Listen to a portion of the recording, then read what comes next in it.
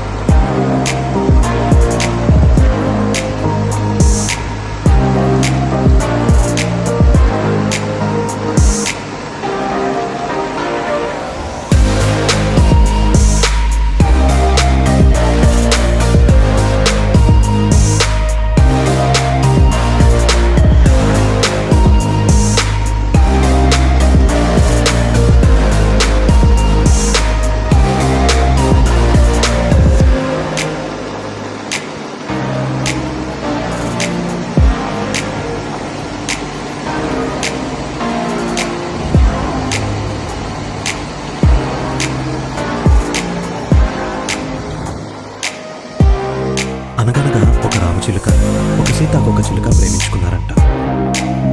ఒకరోజు రామచిలుక సీతాకోక చిలుకతో ఇలా అన్నాడంట, సీతాకోక, నువ్వెప్పుడు నాతో అబద్ధం చెప్పకు.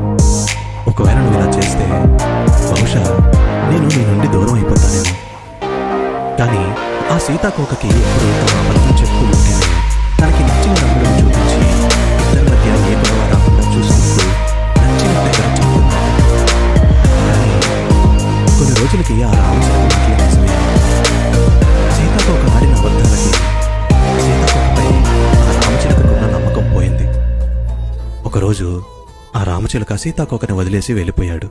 అప్పుడు సీతాకోక బిక్కుబిక్కుమంటూ ఏడ్చింది.